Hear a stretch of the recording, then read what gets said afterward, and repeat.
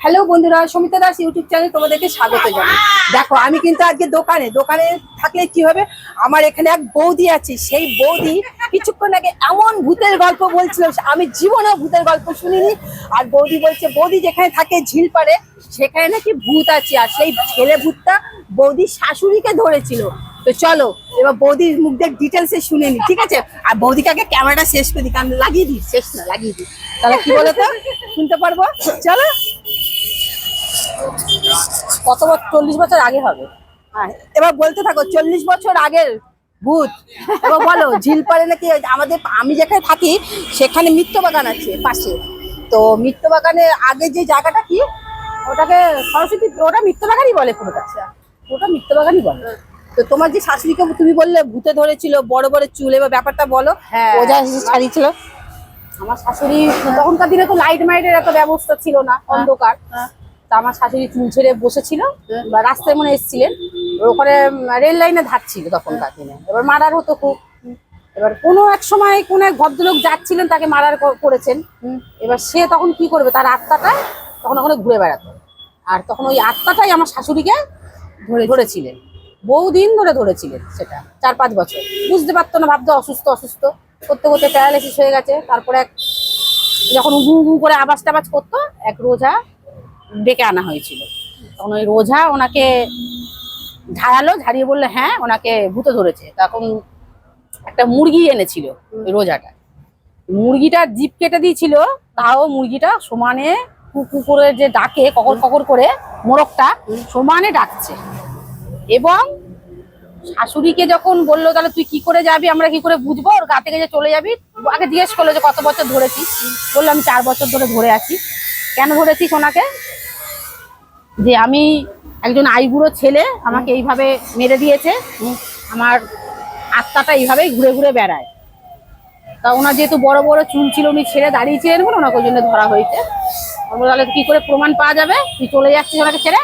একটা গাছ ছিল, ওই এক কলসি জল ওই ভূতটাই মুখে করে নিয়ে ওই গাছের মধ্যে গিয়ে কলসিটা গাছের মধ্যে গিয়ে ফেলে দিয়ে চলে গেল। তারপর থেকে আমার শাশুড়ি তো অসুস্থ ছিলেন, তারপরে 4-5 বছর বেঁচে ছিলেন, তারপরে মারা গেছিলেন। কিছুক্ষণ আগে যখন বলছিল এই শাশুড়ি কথাটা, তখন আমি রগর করে হেসে বলছিলাম তার মানে এটা তোমার শাশুড়ি আগের জন্মের প্রেমিক ছিল, সে তার ঘাড়ে চেপেছে, মানে যেটা আমরা সিনেমাতে দেখি ভূতের গল্পে।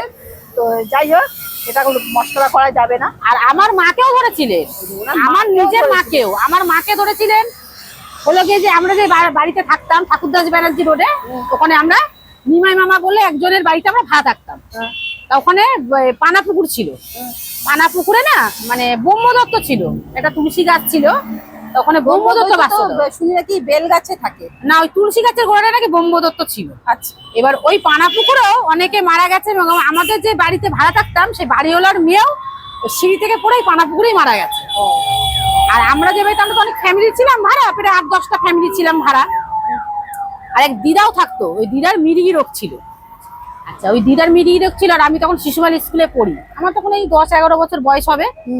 স্কুল ছুটি হয়ে গেছে 3টের সময়, ইতিমধ্যে আমি বাড়ি গেছি। বাড়ি গিয়ে আমি ওই পানা পুকুরে, তখন আমরা যেরকম গাটা, তখন তো পানা পুকুরের জলই সবকিছু হতো, বাসন ধোয়া, গা ধোয়া সবকিছু। আমি গা ধুতে গেছি, তখন দেখি না একটা বুড়ো আঙুল, হ্যাঁ বুড়ো আঙুল যেটা, হ্যাঁ বুড়ো আঙুল, পায়ের বুড়ো আঙুলটা, যেটা পায়ের বুড়ো আঙুল, মানে বডিটা পানা পুকুরের পুরো ভেতরে ঢুকে গেছে, আর বুড়ো আঙুলটা বেরিয়ে আছে। আমি ওইখানে সবে বসেছি কোমর জল অব্দি, তখন দেখছি না আঙুল, একটা পেছন দিয়ে একটা আঙুল আমাকে কে খোঁচা মারছে। আমারও আবার খুব সাহস, আমি আবার খোঁচা মারাটাকে ভেবেছি মাছ টাছ ভেবে টেনে এনেছি, টানছি, অত দেখছি ভারী, আমি টানতে পারছি না। জল খেয়ে তো ওনার পেট টেট পুরো ফুলে গেছে। তারপরে আমি তো ওই দেখে, পাটা দেখে বিশাল চিৎকার, এবং সেটা হয়তো দুপুরবেলা 3-3:30 সময়। আর সবাই, আমার দিদি তখন, আমার বড়দি তখন এই হিমাংশু নার্সিংহোমে ডিউটি করতে, আমার বড়দি ভেবে যেন চোর, সেই খিল নিয়ে বেরিয়ে এসেছে আমার বড়দি। তারপরে সব পাড়া শুদ্ধ লোক এসেছে, বডিটাকে টেনে তুলেছে, একটা এরকম শান মতো ছিল, শানটার উপরে তুলেছে, তুলে পুলিশ কেস হয়েছে, পুলিশ এসেছে, বডিতে কেউ হাত দিতে পারবে না। তারপরে পুলিশ কেস হলো, তারপরে জানা গেল যে উনি বাসন ধুতে গিয়ে ওই পানা পুকুরে পড়ে গেছে, সেই সময়টা ওনার মির্গি রোগটা হয়ে গেছে।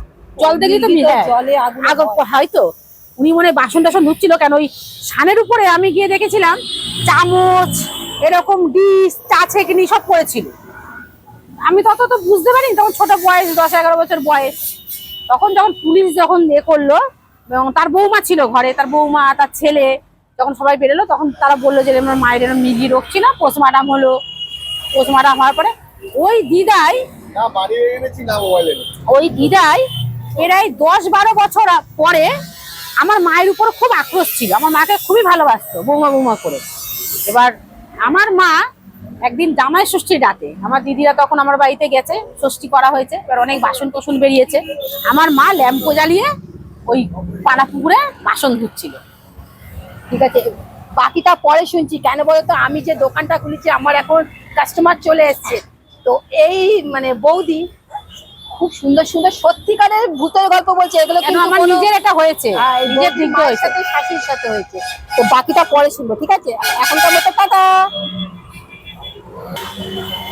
দেখো কাস্টমার চলে এসেছিল বলে আমি চটপট করে রুটি করতে চলে গেছি, সরি পরোটা করতে চলে গেছে। আবার চলে এসেছি ভূতের গল্প শুনতে। ওর এটা চার্জ নেই, চলো আমারটাই হবে। যাক, ভূতের গল্প শুনতে গিয়ে চার্জ শেষ হয়ে গেছে, এটা চার্জ দিতে হবে। বৌদি আমার সেই মাইকেই হবে। চলো বলো বাকিটা। তারপরে সেই আমার মাকে তো ধরলো। তারপরে রাত্রিবেলা আমার মা আর আমি শুয়ে রয়েছি, রাত্রিবেলা আমার মা দেখছি না মানে খিচে মিচে কেমন করছে, পারলে আমাকে গলাটা টিপতেই আসে এরকম। তারপর আমাদের পাশের ঘরে একজন ছিল, তখন তো আমাদের বেড়ার মতো ঘর ছিল, ভাড়া থাকতাম যেখানে। পাশের বাড়ি বিনামাসি ওরকম শুনে, এরকম চিৎকার শুনে বিনামাসি বেরিয়ে এসেছে। বিনামাসি এই দরজা খুলতো, চটি দরজা খুলতো।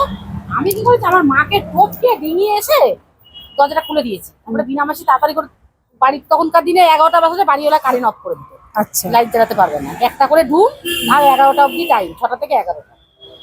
তারপরে সে ল্যাম্পও জ্বালিয়ে বিনামাসি দেখে আমার মা ওরকম করতে বলতে, তো অন্য কেস মনে হচ্ছে। তারপর ওই বাড়িতে আরো মিস্ত্রিটা ভাড়া ছিল, সবাই মিলে উঁচু করে ওখানে এক সাঁওতাল কাকু ছিল, ওঝা উনি। ওই কাকুকে সবাই মিলে সাইকেলে করে রাত্রিবেলা নিয়ে গেল। নিয়ে গিয়ে তারপরে মাকে ঝাড়ালো, সর্ষে টর্ষে দিয়ে ঝাড়ালো। তখন উনি ঘুরিয়ে বলেন, তোমাদের এই বাড়িতে ব্রহ্মদত্ত আছে, আর যিনি ধরেছেন উনি অনেক কষ্ট করে মারা গেছেন। ওনার তো এমনি রোগটা অনেক দিনকার ছিল, আর খুব কষ্ট পেয়েও জলের মধ্যে অনেকক্ষণ ধরে মরে পড়েছিল, তো এই আত্মাটা তাই ওনার ওই, আর ওনাকে যদি ভালোবাসতো তা ওনার একটা ভালো করে পিন্ডি দান করলো বলে বললো। আর এই ব্রহ্মদত্ত এই তুলসী গাছের তলাটায় আপনারা ধূপ ধুনো বাতাসা দিয়ে প্রত্যেক দিন পুজো করবেন। শনিবার তো ভালো করে করবেনই, আর প্রতিদিনই করবেন। এখানে কেউ বাথরুমের যেন একটা ছিটা ফোটা না কেউ আসে, কেউ কোনোদিন কেউ যেন কোনো নোংরা না রাখে। মানে একদম গোবর জল পরিষ্কার দিয়ে, রাখতে গোবর জল দিয়ে, তারপর গঙ্গা জল ছিটিয়ে ওই জায়গাটা আপনারা পুজো করবেন। তারপর আমরা বাড়ি সদ্য, মানে আমাদের তখনকার দিনের এত কষ্টের সংসার ছিল, কিন্তু আমাদের কেউ কোনোদিন না খেয়ে মানে অভাবের মধ্যে আমরা কাটাই, যেইভাবেই হোক চলে যেত। বলে এই বাড়িতে যারা থাকবেন, ব্রহ্মদত্ত যেই বাড়িতে থাকে তাদের কোনোদিন কষ্ট হয় না। ওই যে দেখবে বলে না, বেল গাছ যে বাড়িতে থাকে ওই যে অনেকে বলে ক্ষতি করে বেল গাছ। হ্যাঁ। বেল গাছ কিন্তু কোনো ক্ষতি ক্ষতি করে করে না, না। এটা ভুল ধারণা। হ্যাঁ। বেল গাছের মধ্যে স্বয়ং শিব পার্বতীর বাস, বাস থাকে। এটা কিন্তু অনেকে জানে না। শিব পার্বতীর যে বাস, কেন ওটা এগুলো যে বেল তখন গাছ। এগুলো আমার নিজের চোখে দেখা, এবং আমার নিজের চোখে যেমন আমার শাশুড়ির ব্যাপারটা আমার স্বামীর কাছে শুনেছি, এবং আমাদের পাড়া শুধু মিত্র বাগানের সব লোকেরাও দেখতে এসেছিল এই ভূত ছাড়ানোটা। সেই জন্য সবার মুখেই একই কথা, খালি আমাদের স্বামীর কথাটা শুনে আমরা বিশ্বাস করেছি তা না, পাড়া শুধু লোকেরা যে আমরা অনেকে ভাবি যে ভূত বলে কিছু নেই। না, আছে আছে। যে মানুষ যখন অপঘাতে মৃত্যু করে তখন তার আত্মাটা কি হয়, ঘুরে বেড়ায়। হ্যাঁ, তার আত্মা, কেউ তো চায় যে, আর তারও তো ইচ্ছা ছিল যে আমি এরকম সংসার করবো, আমারও ছেলে অপঘাতে মেয়ে হোক। মৃত্যুতে তো তার তো মানে হ্যাঁ, বলে সে কষ্ট করে মরা মরা, তাদের আবার জন্ম হয় না। জন্ম হয় না, তাদের একটা আত্মাটা তখন কি ঘুরে বেড়ায় চারিদিকে। এটা গীতায় বলেছে, এটা আমি কিন্তু জানি না, এটা হ্যাঁ, গীতায় আছে। সেটাই আছে। আমরা মানি অনেকে, আমরা অনেকে মানি না, কিন্তু সবটাই যে ধুয়ে মুছে ফেলার মতো তা না। না। এই যে আরজি কলেজে সেদিনকে এই যে মেয়েটা যে মারা গেল, ঠিক আছে, পরে হবে ওইটা।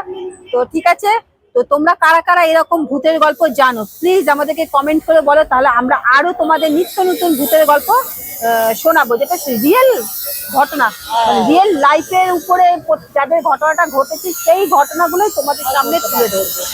তো ঠিক আছে, ভালো লাগলে একটা লাইক করো, কমেন্ট করো, শেয়ার করো, আর সাথে সাবস্ক্রাইব করো। তাহলে দেখা হচ্ছে আগামীকাল ঠিক দুপুর 3টের সময়। টাটা।